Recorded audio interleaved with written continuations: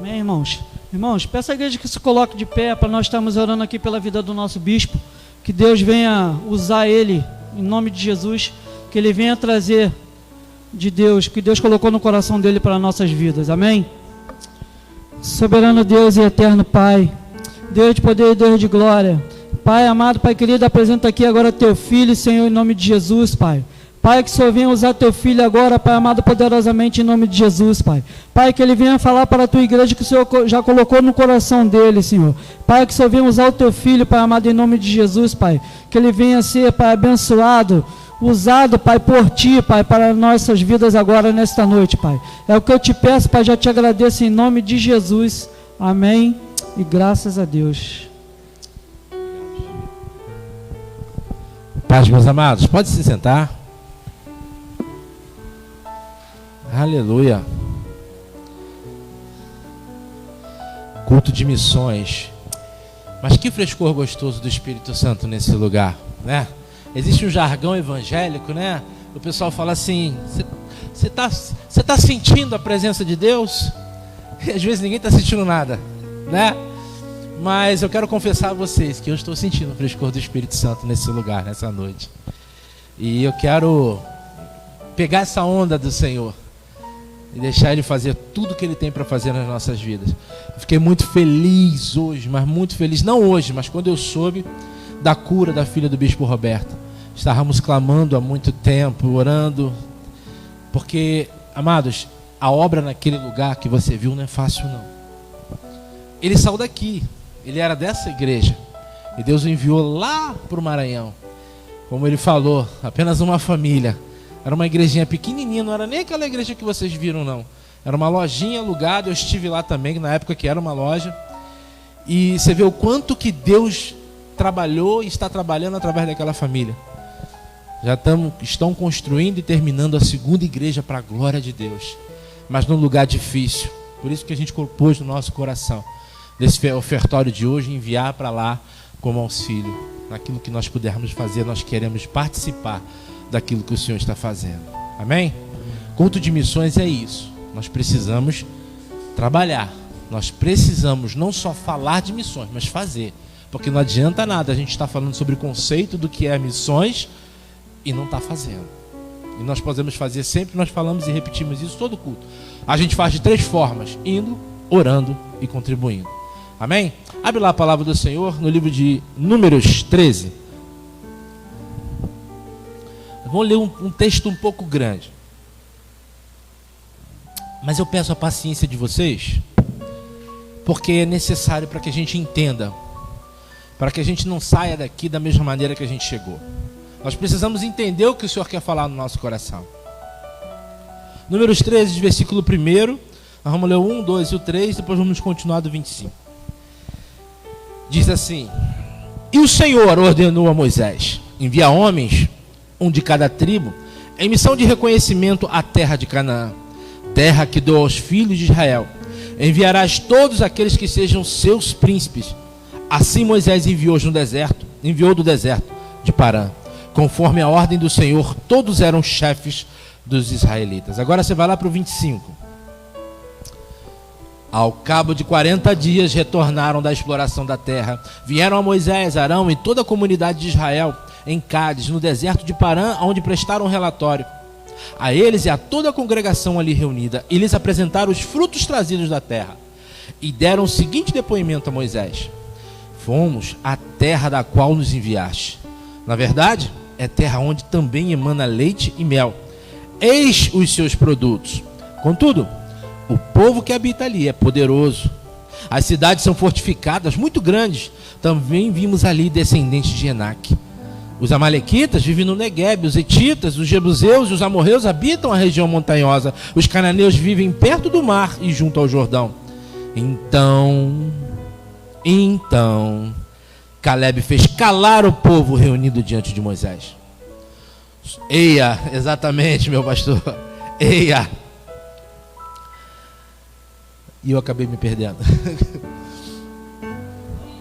No 30, obrigado. Fiquei emocionado. Então Calebe fez calar o povo reunido diante de Moisés. Subamos e herdamo-las. Disse ele: em verdade temos a capacidade de conquistar essa terra. Entretanto, os homens que haviam acompanhado reagiram: não podemos marchar contra este povo, visto que é mais forte do que nós. E puseram-se a difamar diante dos filhos de Israel a terra que haviam observado. A terra para a qual fomos em missão de reconhecimento é terra que devora seus habitantes. Todos aqueles que lá vimos são homens de grande estatura. Lá também vimos gigantes, os descendentes de Enaque, diante de quem parecíamos a nós. Preste atenção no que ele está dizendo aqui. Parecíamos a nós e a eles gafanhotos. Lá em Números 14 agora, versículo 1. Deus já está falando. Então toda a congregação elevou a voz, puseram-se a gritar, e o povo chorou muito aquela noite. Todos os israelitas reclamaram contra Moisés, e Arão exclamaram: antes tivéssemos morrido na terra do Egito, antes morrêssemos todos no deserto. E por que o Senhor nos traz a essa terra para nos fazer perecer a espada, para entregar como preso um inimigo as nossas mulheres e as nossas crianças? Não nos seria melhor voltar para o Egito? E murmuravam uns com os outros: escolhamos um líder e voltemos para o Egito. Então, diante de toda a assembleia da congregação dos filhos de Israel, Moisés e Arão prostraram-se com as faces rente à terra.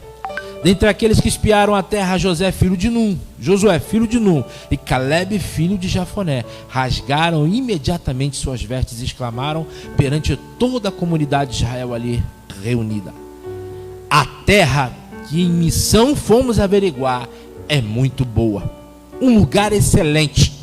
Se o Senhor nos é propício, Ele nos fará entrar nessa terra e pessoalmente a dará a nós. É de fato uma terra que emana leite e mel. Tão somente não vos rebeleis contra o Senhor, não tenhais medo do povo daquela terra, pois os devoradores com um bocado de pão, pois os devoraremos como um bocado de pão. Sua sombra protetora lhes foi retirada, ao passo que o Senhor, o Eterno, está conosco. Portanto, não tenhais medo, qualquer receio deles. Até aqui. Essa passagem comprida que nós acabamos de ler, ela é conhecida de alguns, e ela vai falar no momento em que Moisés estava ali para se cumprir aquilo que por tanto tempo eles esperavam. Saíram do Egito, peregrinaram pelo deserto e estavam diante da terra prometida. E o Senhor então dá uma estratégia a Moisés, fala: Moisés, eu quero saber o seguinte, faz o seguinte, Moisés, pega um líder de cada tribo, eram 12 tribos, pega um líder de cada tribo, ou seja, um príncipe de cada povo, como se fosse o pai de família, que representava aquela família, o homem mais proeminente, o homem que era mais capacitado, o homem que se esperava que enxergasse de uma forma diferente, que tivesse perspectiva, anseio pelo recebimento da promessa, que tivesse olhos de águia para ver além daquilo que se podia enxergar com olhos naturais. Então ele envia aqueles homens para espiar a terra, e eles subiam, desciam os montes e verificavam tanto aquilo que havia de bom como aquilo que havia de ruim. Viram que, como eu já disse aqui algumas vezes, cortaram um cacho de uva para levar a Moisés, e um cacho de uva era carregado por 2 pessoas. Ah, como eu sonho com comer uma uva dessa. Imagina o tamanho. Acho que cada uva devia ser do tamanho de uma manga coração de boi. Acho que com uma única uva você já fazia um suco para Santa Ceia aqui da nossa igreja toda. Eu fico tentando imaginar, eu fico tentando construir na minha mente o que aqueles homens viram. Quando Deus fala que é terra que mana leite e mel, realmente deve ser algo muito, muito maravilhoso. E aqueles homens foram, mas perceberam também o problema que havia naquela terra. O interessante é que hoje é culto de missões, né? Nós estamos falando de missões. E não tinha uma forma mais apropriada, não tinha uma palavra mais apropriada que o Senhor pudesse trazer, que não fosse contar a história de 12 missionários. Eram 12 homens, receberam um chamado para espiar a terra, estabelecer um propósito, uma promessa, algo que Deus mandou fazer. Vocês viram ali a família do bispo Roberto, não foi? Quando ele foi enviado, eu fiquei pensando, eu era pastor novinho, eu fiquei pensando, meu Deus, que coragem. O homem largou tudo, recebeu uma missão de conquistar uma terra e foi. Pastor Marcos ali é outro, ó, aquele casalzinho ali quietinho que vocês viram, que vocês ficam olhando. Aquele casalzinho também largou tudo, foi lá para Minas Gerais. Foi lá para conquistar uma terra que eles não conheciam. Muitos poderiam falar assim, não vai ficar 6 meses, né, pastor? Ah, quando um negócio ficar ruim, duvido. Você deve ter escutado isso, né? Normalmente a gente escuta muito isso na nossa família, né? A palavra de Deus diz que o profeta não tem honra a não ser a sua própria casa. Então, quem almeja o episcopado, se prepare, porque normalmente as nossas maiores batalhas são dentro de casa, no meio dos nossos. Então eles foram ali com essa missão de conquistar a terra, de alcançar um lugar, mas que deixa para nós uma lição muito grande para os nossos missionários do tempo de hoje. Só que eu não queria que nesse momento você ouvisse isso com o teu coração ligado no pastor Roberto, no pastor Marcos, porque o que Deus está fazendo conosco hoje é nos dar uma consciência de cada um de nós temos a nossa própria missão a cumprir. Eu não sei, eu não contei quantos somos aqui nessa noite, mas assim como naquele tempo haviam homens que enxergavam de um jeito e haviam homens que enxergaram de outro jeito, aqueles 12 foram enviados, contemplaram toda a formosura e contemplaram também os inimigos que ali habitavam. Agora, interessante, para perceber uma coisa: por que Deus, quando promete alguma coisa, você quer saber se algo vem de Deus para você? Você quer saber se alguma bênção vem de Deus para a sua vida? Às vezes a gente recebe as coisas, a gente não sabe, né, Alexandre? Pô, será que isso vem de Deus mesmo? As coisas que Deus nos dá, normalmente, há exceções, mas normalmente antes nós temos que batalhar por elas. Normalmente aquilo que vai mudar a nossa vida, aquilo que vai ser estabelecido como um divisor de águas, tem coisas que Deus faz na nossa vida que elas são divisor de águas. Você se enxerga antes e depois daquele dia, porque aquilo ali mexeu de alguma maneira com a história da tua vida. E essas coisas, que são as promessas de Deus, elas normalmente vêm com um grande obstáculo, com um grande inimigo a ser vencido no meio do caminho. E se você vai alcançar ou não, vai depender do que você vai ver. Você quer saber se você tem um coração missionário? Preste atenção de como você vê as suas lutas. 12 pessoas foram enviadas como missionário a um lugar. Pastor Marcos foi enviado como missionário. Bispo Roberto foi enviado como missionário. 12 pessoas foram enviadas e 12 pessoas retornam. Das 12 pessoas, 10, preste atenção nessa estatística, 10 enxergam de um jeito e apenas 2 enxergam de outro. 10 contemplam a bênção que era a terra, mas o que chama mais atenção desses homens não foi o que o Deus fez por eles. Entenda uma coisa, nós estamos falando de pessoas que tiveram experiências profundas com Deus, viram o mar se abrir, uma coluna de fogo estava à frente do povo à noite, uma coluna de nuvens durante o dia, Deus operando sinais, prodígios e maravilhas, e o próprio Deus que manda e fala: aquela terra lá é tua. Quando eles chegam lá, eles, em vez de lembrarem do Deus que prometeu, eles olham para os inimigos, os filhos de Anak, gigantes, eles olham para os povos amalequitas, eles olham para todos aqueles povos que ocupavam aquela terra e fazem uma declaração triste. Mas que antes de nós criticarmos eles, para pensar se eu e você já não fomos assim. Eles falaram: olha, eles eram grandes, era aos nossos olhos e aos olhos deles como gafanhotos.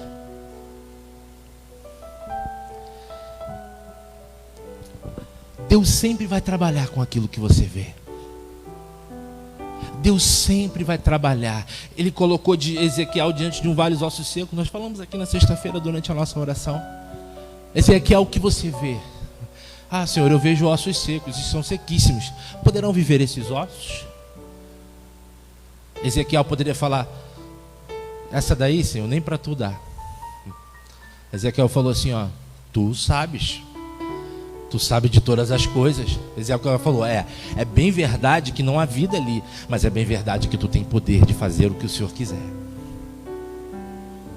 Aqueles homens olharam e viram, é bem verdade que haviam gigantes ali, mas o problema estava na forma com que eles viam a si mesmos. Entenda uma coisa, assim como você se vê, assim o teu inimigo vai te ver. Eles falaram, éramos aos nossos próprios olhos como gafanhoto. Aí ele completa, e também eram como aos olhos deles como gafanhoto. Eu vou te provar um pouquinho mais na frente, que a gente vai ler, que verdadeiramente os seus inimigos não viam eles como gafanhoto. Ainda que eles pudessem ser de menor estatura ou aparentemente menos preparados. Mas a forma com que eles se viram determinou até onde eles iam chegar. Sabe por que aquele homem foi para lá e conseguiu estabelecer essas duas igrejas? Porque quando falaram para ele, Roberto, cara, tu é louco, tu vai levar tua família para lá, não tem nem escola para tua filha. Olha, eu estou falando algo, eu conversei com ele, ele é meu amigo, a gente conversa, todo mês a gente bate papo, às vezes durante a semana. Ele escutou muito isso. Você é louco, não tem nem escola para tua filha lá, não tem nem escola para o teu filho lá.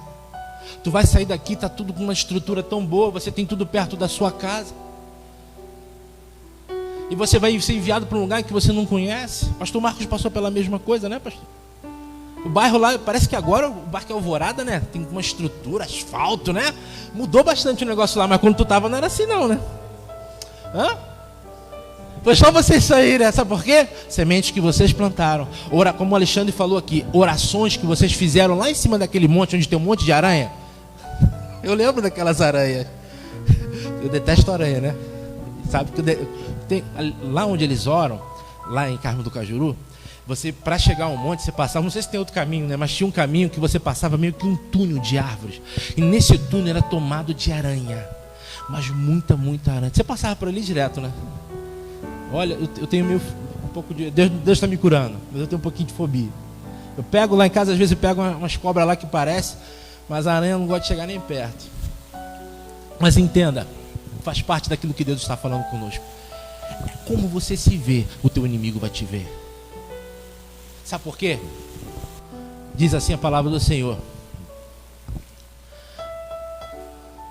Provérbio, não precisa abrir não, por causa da nossa hora que já está avançada, eu vou lendo. Vocês só prestem atenção, tá? Para não sair daqui do jeito que vocês chegaram. Vocês têm que sair daqui abastecidos, estimulados, despertos, acesos, em nome de Jesus.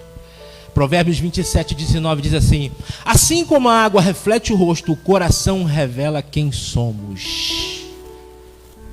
Aí em Provérbios 15:13 vai dizer: a alegria do coração ilumina todo o rosto, mas a tristeza da alma abate todo o corpo. Sabe por quê que aqueles homens viram que eles eram como gafanhoto? Porque se o coração deles os via como gafanhoto, meu amigo, a palavra de Deus vai dizer que um coração alegre formoseia todo o rosto, né? Mas uma alma triste, contrita, você percebe no semblante. Não tem aquela pessoa que você gosta, que quando você chega perto, você sabe que ela não está bem? Por quê? Porque você percebe no seu semblante que ela não está bem. Imagine aqueles 10 missionários naquela terra. Eu fico imaginando o comportamento deles. Não precisa falar uma palavra, você já vê que a pessoa está em pânico. Assim como você se vê, os teus inimigos vão te ver. Sabe o que nós fizemos aqui na sexta-feira? O interessante é que Deus está trabalhando de forma tão conectada nessa igreja. Ele vem ministrando algumas palavras sobre não tenha medo, no meu amor não há medo. Ele colocou a gente para ir lá para fora nessa sexta-feira. Nós nos dividimos, foi uma equipe para a direita, uma equipe para a esquerda. Ficou uma equipe aqui e nós levantamos a mão e começamos a clamar. Começamos a liberar no reino espiritual decretos, porque a boca dos filhos de Deus há poder naquilo que você libera. E em nome de Jesus nós começamos. Eu quando vinha para cá, eu falei: Senhor, vamos fazer um clamor, porque não é possível que aquela rua tenha tanta gente. E a gente precisando ganhar almas. Às vezes o nosso campo missionário está, como o Alexandre falou, né? Na rua de trás, as irmãs aceitaram a Jesus porque receberam a palavra. Nós estamos aqui com um campo missionário enorme aqui na frente. Quantas pessoas a gente vê passando para a direita, para a esquerda, para a direita, para a esquerda? Nós nos levantamos como igreja, porque aos nossos olhos nós não somos como gafanhotos. Eu vou falar como Josué e Caleb falou: nós vamos lá e vamos devorá-los como pão.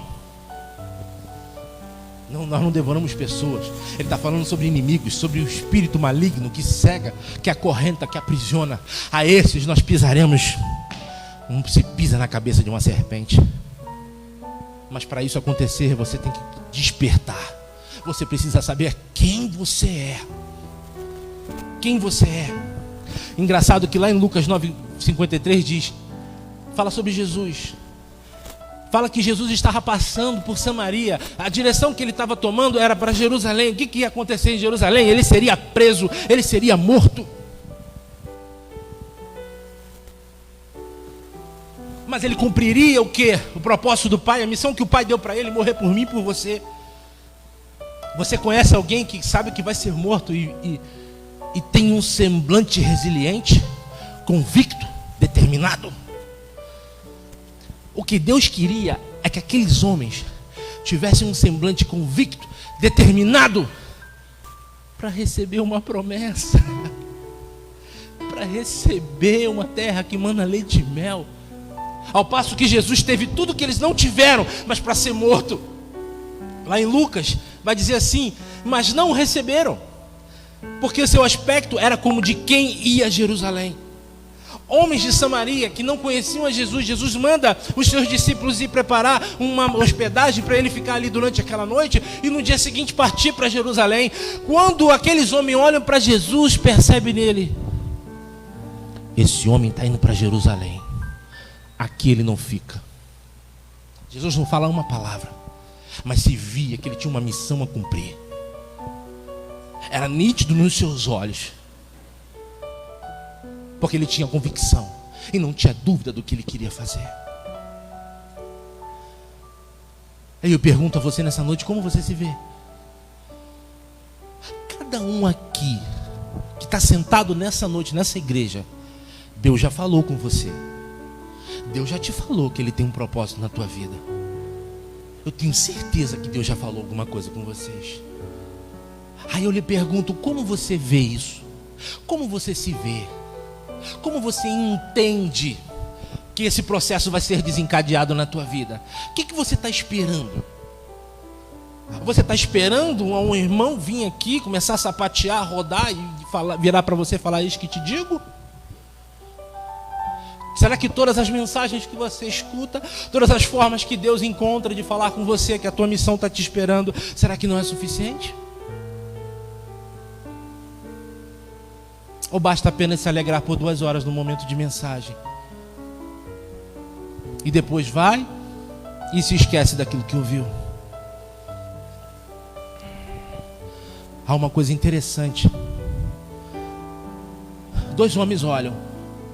Quando aquela galera, né, os 10, estavam falando: ó, não dá, são fortes, são grandes, pra gente não dá, é de medinho, não dá.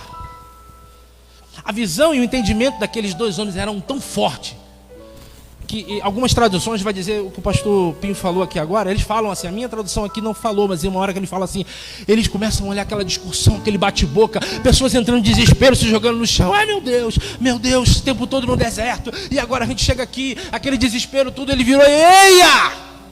Eia é um termo que se usa para boi, para cavalo, para burro, para jegue, para você parar. É como se ele estivesse falando assim: eia, vocês estão agindo como animais. Vocês não estão entendendo, vocês não lembram as promessas do Pai. Vocês não estão lembrando. Vocês entram em desespero por qualquer coisa. E muitas das vezes eu e você somos assim. Está tudo organizadinho, está tudo legal, aí de repente chega uma carta. Chega lá uma intimação para você responder alguma coisa. Aí tu já fica: meu Deus, o que eu fiz? Meu Deus, isso aqui. Aí chega um boleto de uma dívida que você nem sabia que tinha. Aí você já fica: meu Deus, meu Deus, meu Deus. Tu se esquece completamente de tudo que Deus já fez por você. Ele está te testando. Ele está te testando, homem. Ele está te testando, serva, mulher de Deus. Aqueles homens viraram para ele: vocês são loucos. A gente vai entrar lá e a gente vai consumir eles como pão. Sabe por quê? Olha o que eles falam. Porque Deus retirou a segurança deles. Aí você pode se perguntar assim: pastor, mas será que eles estavam com medo mesmo deles? Será que eles estavam com medo mesmo deles? Acho que não, pastor, porque eles eram mais poderosos. 2 vezes aconteceu isso. A gente não presta muita atenção, mas vocês sabiam que 2 vezes aconteceu isso? Porque naquele dia Deus sentenciou o povo e falou para ele: olha, vocês ficaram 40 dias lá e vocês estão me tentando. Vamos fazer o seguinte: a cada dia que vocês ficaram lá espiando a terra, vai ser 1 ano de peregrinação no deserto. Toda essa geração que duvidou de mim vai morrer no deserto. Agora você imagina olhar para a terra e aí Deus fala: volta. E ele fala: pega o caminho do Egito. Eles não voltaram para o Egito, mas eles pegaram o caminho do Egito. Sabe o que é o caminho do Egito? Já que o teu coração está naquele lugar de onde eu tirei vocês, então volta. E de 20 anos para cima, toda aquela geração morreu no deserto. Aqueles 10 homens que se levantaram para excitar o povo, sabe o que Deus fez? Deus não esperou 40 anos não. Matou ali com praga na hora. Com os únicos 2 que permaneceram vivos até a entrada lá com Josué, o próprio Josué e Caleb. Fora esses 2, toda aquela geração pereceu no deserto. Quantos anos? 40 anos. O que aconteceu com eles? Aquilo que eles decretaram com a sua boca, Deus fez cumprir. Deus fez com que o medo deles caísse sobre eles. O que matou eles não foi os gigantes, não foi os filisteus, não foram os amonitas, porque desde o início o que nos destrói não são os nossos inimigos, mas é o nosso medo deles. Olha como é que Deus está conectando. Quem está vindo aqui às quartas-feiras está pegando um maná maravilhoso. Não é o teu inimigo que vai te destruir, crente. Não é o teu processo na justiça, não é o teu boleto, não é a ameaça de morte que teu filho recebeu. Não, o que vai te destruir é o teu próprio medo se você não aprender a dominá-lo. Se você não fizer menção do poder do nome do teu Deus. É Ele quem te sustenta. E o interessante é que você vai perceber que por 2 vezes foram enviados missionários. Como assim, pastor? 2 vezes? O povo retorna, não foi? Moisés vai.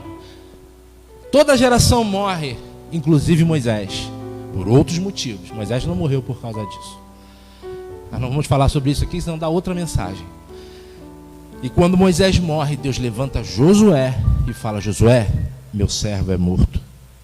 Levanta. E Deus fala uma coisa para Josué: tem bom ânimo. O que é ânimo? Ânimo é algo que você tem no seu interior, mas que vai se manifestar ao seu redor. Deus está falando: olha, para você conquistar o que eu tenho te prometido, você tem que levantar a tua cabeça. Você tem que mudar, reconfigurar a sua forma de ver, interpretar e processar os teus problemas à frente. Porque se o coração alegra, formoseia o rosto, o que acontece? O que acontece dentro de você reflete do lado de fora. Então a primeira coisa que Deus fala com Josué: ser forte, tem bom ânimo. Deus está falando: se levanta, seja forte, cuide do que acontece aqui dentro. Sabe o que Deus está falando?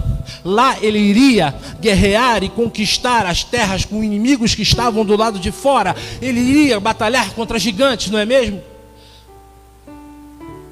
E hoje é a mesma coisa.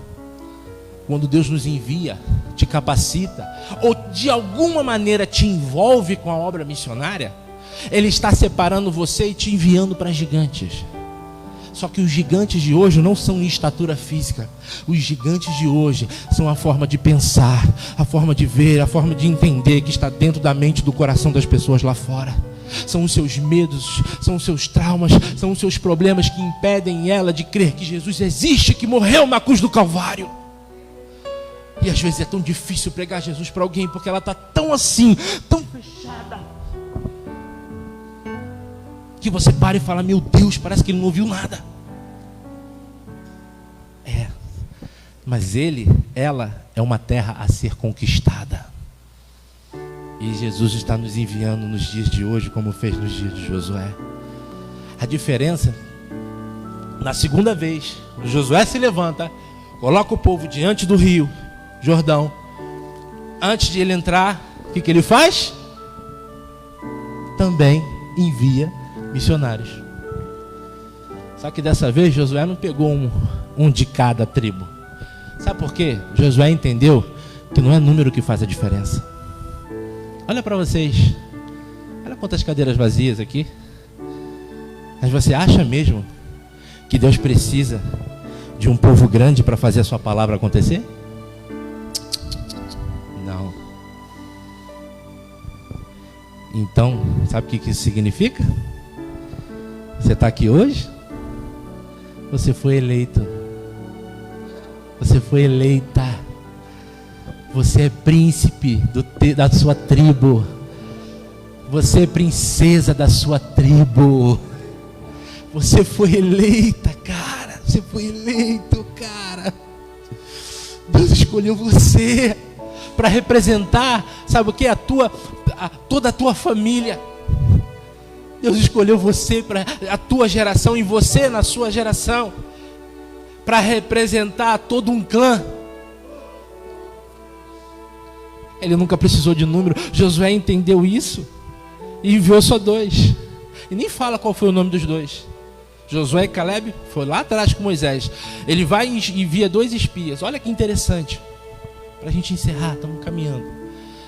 Aqueles 2 espias fazem o mesmo trabalho, espiam toda a terra. Só que eles encontram uma mulher chamada Raabe, que morava no muro. Aí aquela mulher esconde eles e faz um acordo com eles. Olha, se vocês guardarem a minha família, eu vou dizer que vocês não estão aqui, eu vou proteger vocês para vocês poderem sair em segurança e ir lá avisar Josué. Mas faz uma coisa: se eu guardar vocês, vocês prometem que não vão destruir a minha casa. E eles, fechado, formou. Só que o seguinte, aí nós vamos ver a palavra: coloca um fio de escarlate na janela, dessa maneira nós vamos identificar a sua casa e ninguém vai tocar na sua casa. E aí ele explicou, fizeram um acordo, só que ela fala algo tremendo, que vai revelar o plano de Deus desde lá de trás. Ela vira e fala assim: acho que eu coloquei aqui, cadê?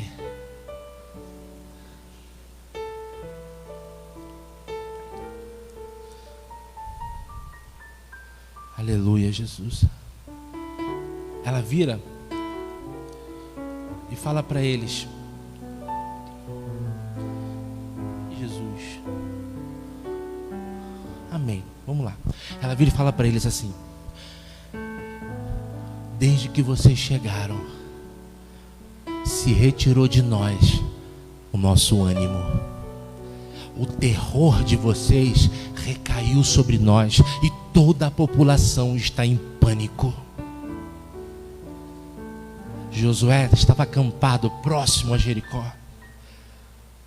E o povo de Jericó estava temendo o povo de Israel. Os espias foram lá e com certeza viram umas muralhas, porque a palavra de Deus vai dizer que as muralhas eram enormes.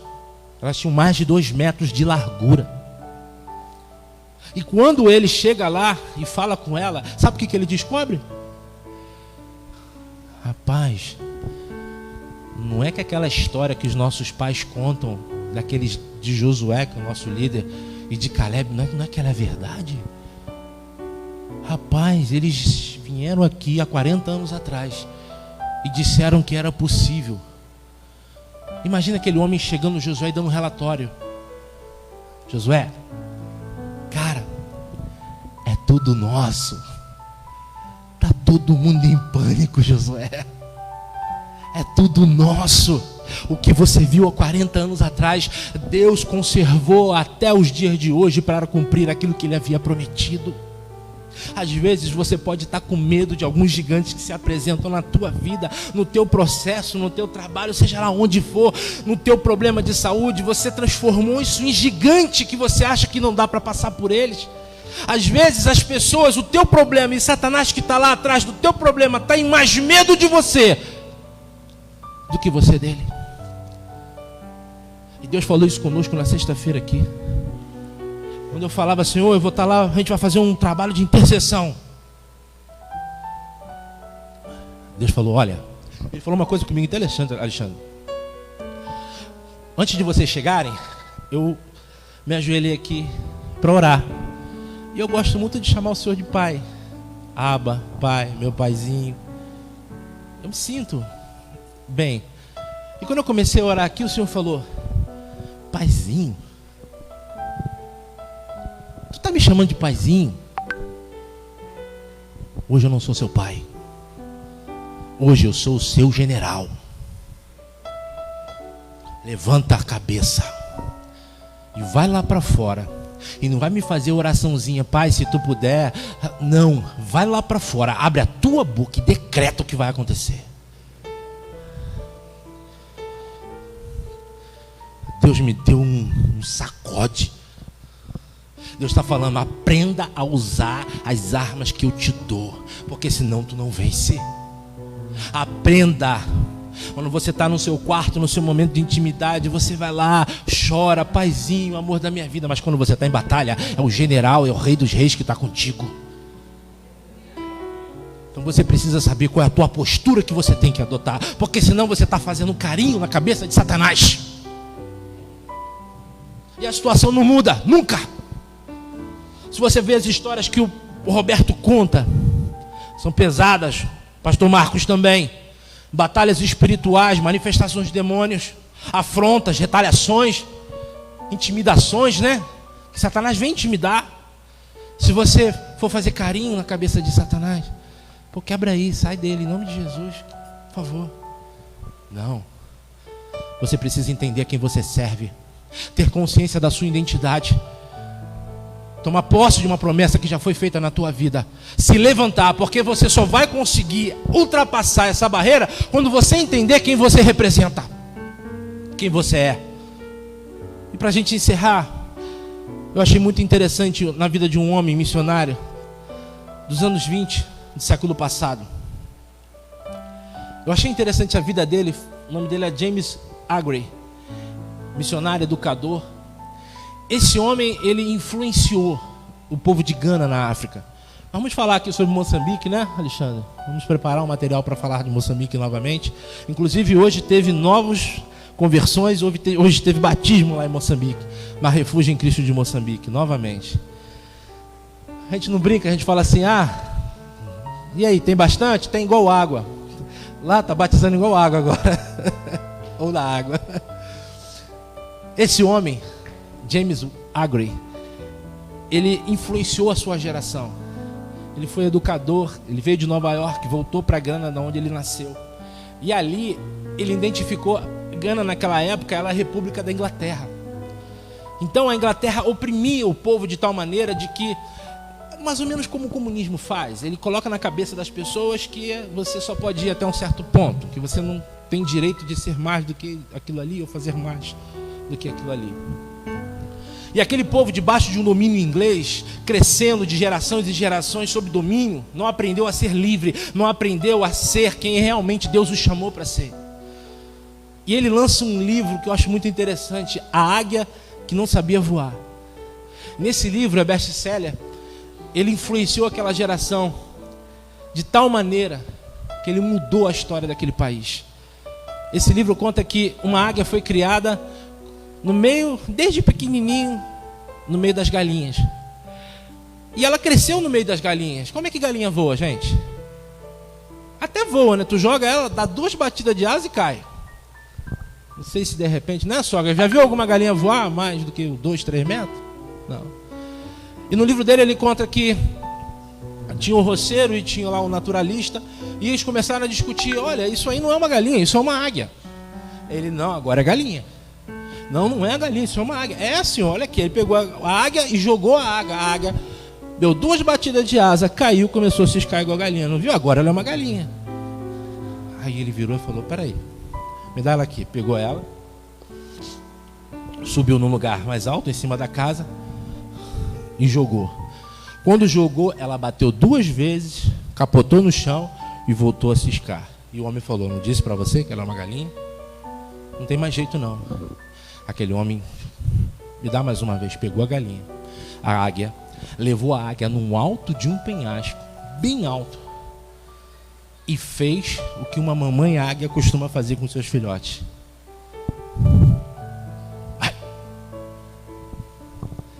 Aquela águia despencou lá de cima, mas enquanto caía, o medo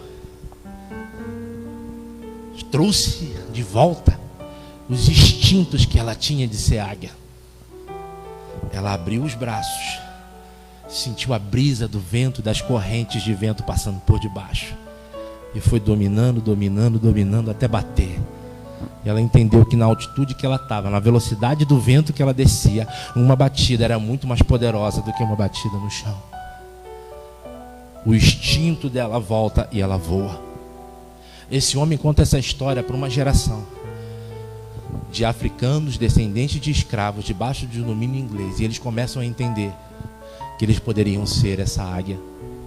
Se levantam, começam um movimento de revolução. Até que em 1929 eles declaram a independência de Gana. Ele era apenas um missionário. Um homem negro que estudou nos Estados Unidos nos anos 20. Imagina o que esse homem não sofreu. Num país de um momento segregado. A discriminação. O pessoal reclama muito hoje. Discriminação tinha lá atrás. Talvez você e eu estejamos nos comportando como galinhas já há bastante tempo. E Deus está falando, é hora de parar. E Deus nos ama tanto, tanto, que Ele não quer que a gente viva a vida toda como galinha sendo uma águia. E Ele te ama tanto que Ele pode te pegar e fazer exatamente isso que esse homem fez.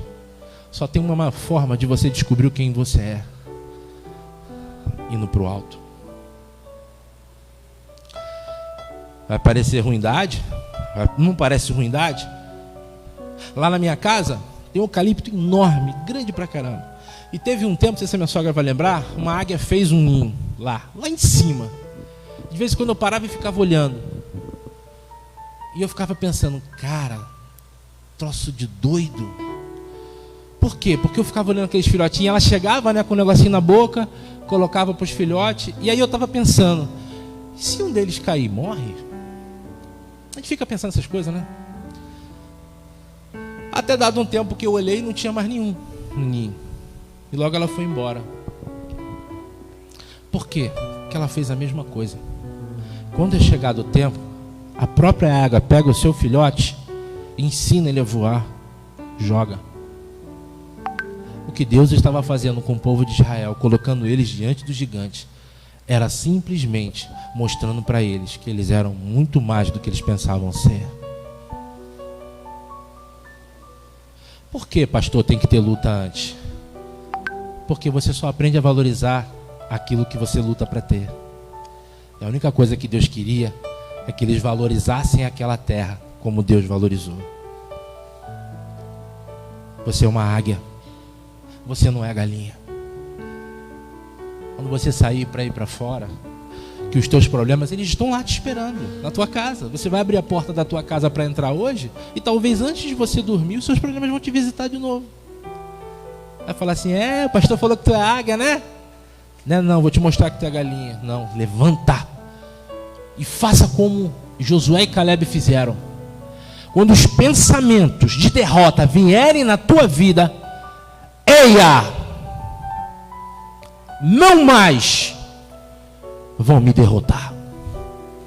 Eu não sou galinha, eu sou águia.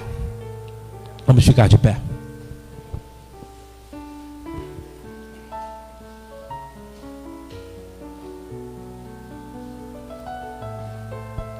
Eu lembro-me muito bem, algumas viagens que fiz com o Bispo Ronald.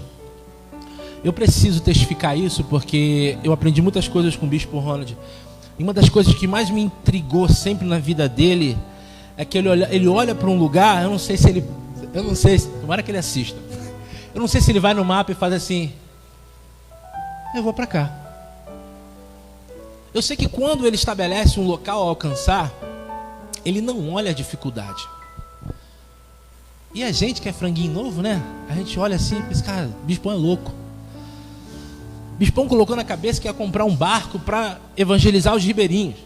Quando ele chegou para mim e falou assim, olha, nós vamos comprar um barco, Alan, o que você acha da ideia? Eu falei, legal.